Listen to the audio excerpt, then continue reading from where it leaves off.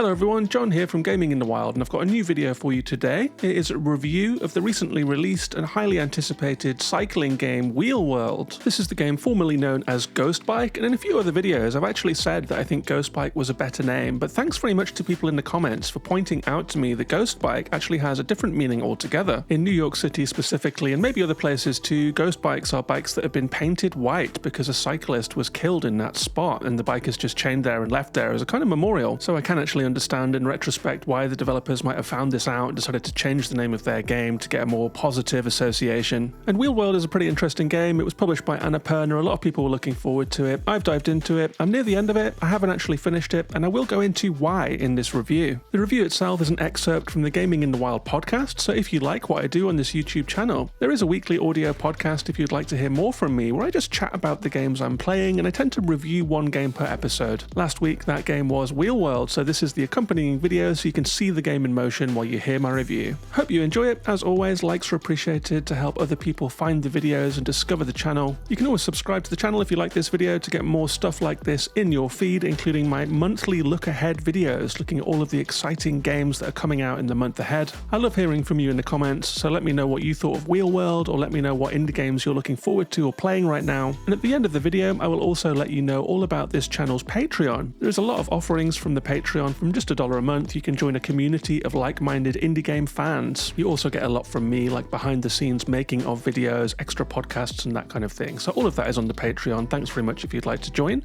And with all of that out the way, let's get into it. This is Wheel World.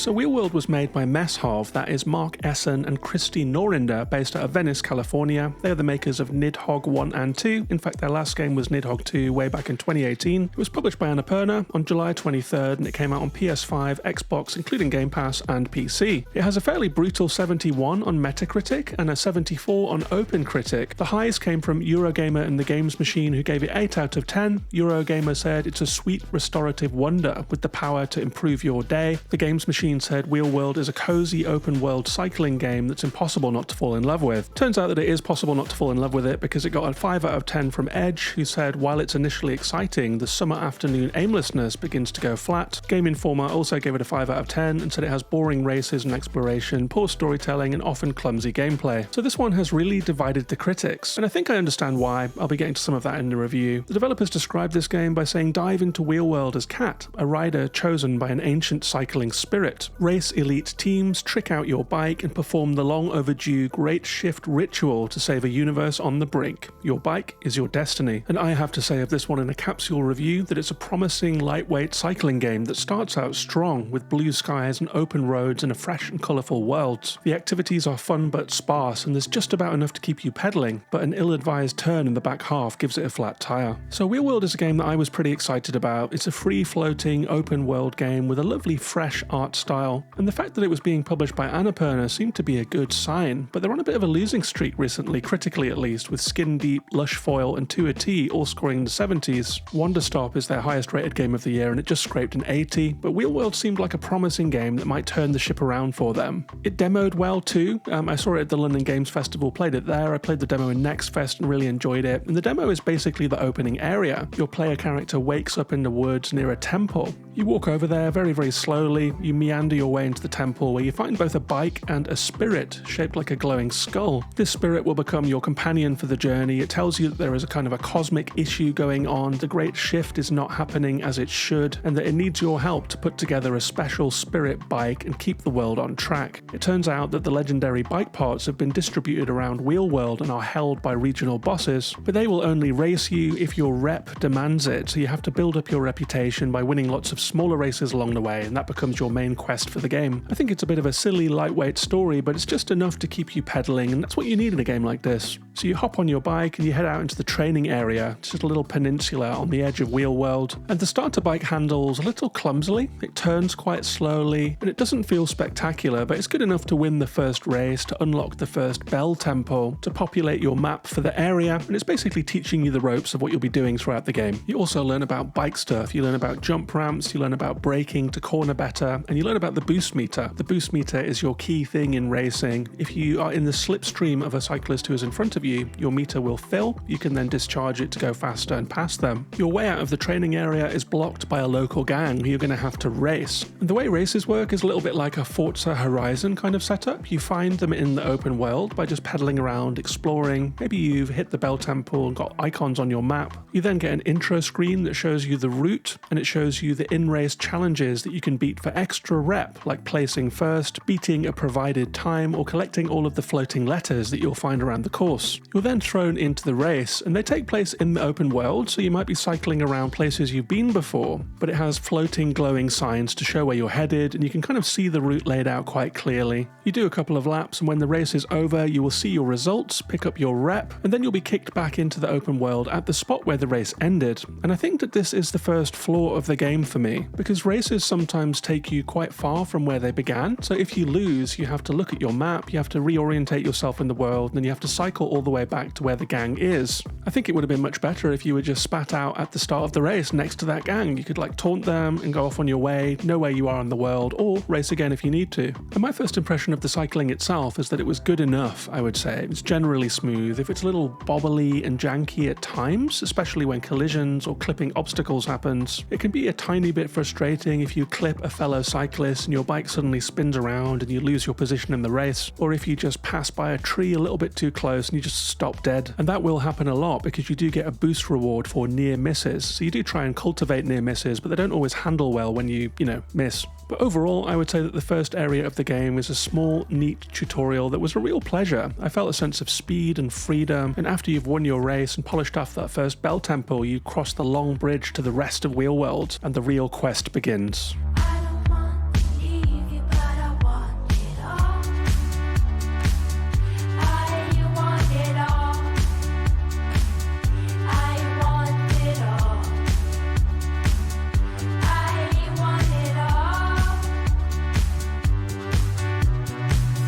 I thought the world itself was a really nice size. It's not too big, not too small, big enough that you can't see it end to end, and it takes a little while to get from one end to the other, but it's not too big, you don't get lost in it. My first order of business was to go and find the next bell shrine to try and populate the map and see what is out there. And the world is quite pleasant to ride around. You coast down slopes, you curve around seaside roads, you pedal hard to get up hills through fields with a really nice sense of freedom. That's something I really like in a game. I love just exploring a pretty open world and being left to my own devices. I will say that I found quite quickly that the map is quite sparsely populated with things to do.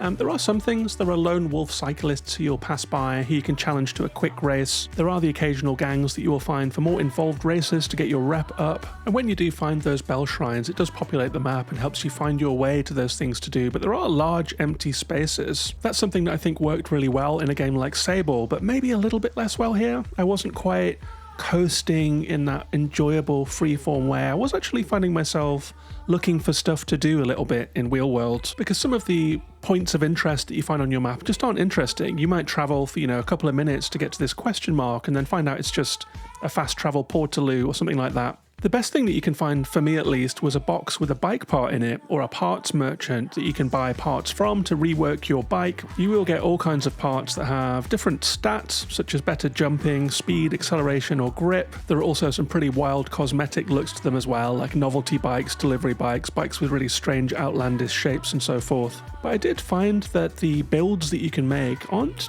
incredibly impactful. I just kind of made a handling build so that I could corner better, and I stuck with it for basically the whole game, winning most of my races on the first or second try. So while there is a build crafting aspect to the game, I didn't find it to be incredibly impactful or significant, which reduced the impact a little bit and the impetus to go and find new pieces and really work on my build. It became just more about the fun of finding them than the utility of finding them, and I think we could have done with a little more utility here. I will also say that when you start finding and equipping the legendary parts, I never went back, so there's that too. But each area of the map has personality, like the fields and windmills area, the hilly area with castles and forests, and a town at the centre of the map where you race in the traffic and the windy streets. And it's a nice little loop, going to find a bell shrine to populate the map and show all the races and collectibles that are out there, then building up rep by winning those short races and challenging lone wolf cyclists, then challenging the final regional boss. These are more involved A to B races. I really enjoyed some of these races. They kind of thread their way back to town, so you're heading back for all the terrain terrain that you've discovered and seeing it in a different way. And I would say that I'd completed the first area in about 3 or 4 hours. I did take my time along the way. I wasn't rushing, I was really just soaking it in. It became a nice before bed game for me, so I would do a few races every day and just explore, find a new bell shrine and so forth until the whole map was unlocked and my boost meter was nice and high. And to be honest, after I'd assembled the legendary bike, I was kind of ready for the game to end. I thought maybe there would be one last mega race or something just to see it out. And if you're mega sensitive to structural spoilers, let's say, then maybe skip ahead a little bit because the game took a bit of a turn here. I'm not going to give away the story ending or anything like that, but let's just say that there is a second less appealing area than the main body of Wheel World that you've been cycling through so far. You have to kind of repeat the structure that you've been doing in a different place that is just less cool and less fun to cycle around. I didn't really like the vibe shift from that nice fresh world that we'd been experiencing, and the tracks were narrower and more cluttered. The play area was more mazy to navigate, and it really killed the vibe of the game, I felt like. By the end of it, I felt like finishing the game was a real slog, which is a shame because it was in the nice little indie game category in my mind, and this was a huge ding on the experience of the game as a whole. If I was scoring it in a review, I think I'd want to give it 2 separate marks. I'd want to give the first part an 8 out of 10 and the second part like a 4 out of 10. I can really think of few games that have had such a strong dichotomy between the first half and second half, and I think that getting back on the grind after you've kind of bested the curve of the game was just not that much fun. And I think maybe that, combined with the less freewheeling, satisfying traversal and the more windy, cluttered tracks, maybe starts to paint a picture and put together why we've been seeing such low review scores for such a promising game. So just to round things out with some of the upsides and downsides, I think in the upsides, the look of this game is lovely, in the first half at least. It has a nice, fresh, clean and colourful world for you to go and explore, and the open world is spacious and a nice size, not too big, not too small. I like that it's Hyrule-ish in its simplicity of intention. You know that there are 4 or 5 different areas, you know that there is a boss there, and you know what you have to do to challenge them. I do really enjoy a game like that, where you get to work your way across the map and just, get it done. And I had a really good time riding around this map. I enjoyed the sightseeing aspect of it. I think there were some really scenic drives, and coasting down a big hill towards an ocean view was just a really nice moment, I think the races are easy breezy, they are nice, they're not too challenging, and the tone of the game is initially light and cheery and breezy in a really fun way. I found this to be a really nice chill out game, basically just hopping on for a few races here and there and just enjoying my time with it, until I didn't, and I guess that's where the downsides come in.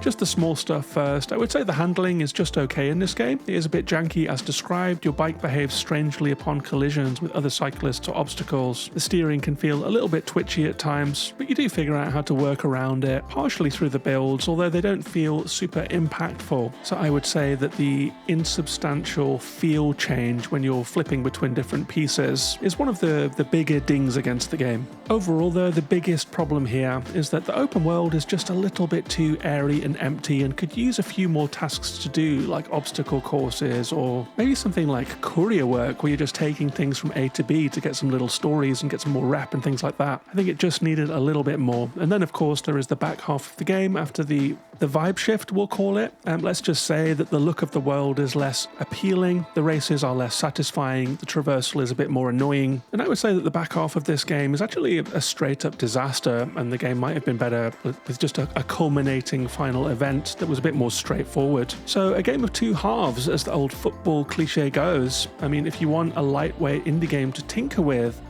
this is no Sable, but there is fun to be had there.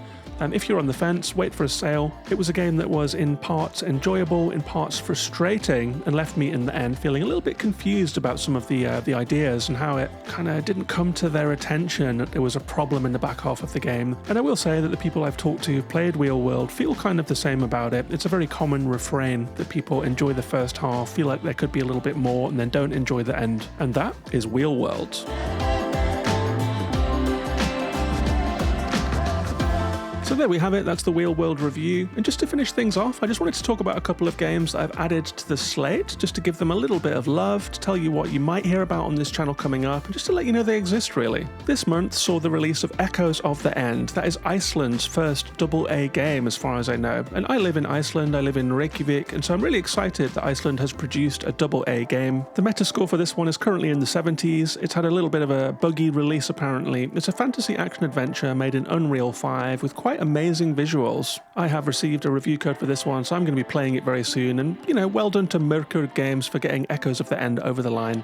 I also got a code this month for Ovis Loop. This is a stylish 2D roguelike coming from Kepler Interactive. I'm enjoying the look and the style of this one, so I'll be digging into it for sure. This month also saw the release of Off, an unconventional pixel art RPG that apparently inspired Undertale, so if you're an Undertale fan, you really have to check out Off. It's been reworked, and it has more content and more modern conveniences. Artist Impact came out this month as well. I've been playing that a little bit. It's a sci-fi pixel RPG with really lovely art. I played the intro and it's not exactly killing it for me right now, but a few friends of the channel, like Jake from the Pre-Order Bonus podcast, really like this one, so maybe there's something here. And still coming in this month, we have Hurdling, the game from Okamotive, who made the Far games that I'm really excited about. And we have Sword of the Sea, which is coming out tomorrow as I record this. So what a month it has been for indie games. I've been enjoying playing them, I've been enjoying telling you all about them on this channel, and I hope that you've been enjoying the videos. Let me know in the comments if you did. Give me a like, give me a sub, and there is also that Patreon if you would like to get more from me and join the Gaming in the Wild community. Link on the screen now for that. Thanks very much for watching, take care of yourselves and each other,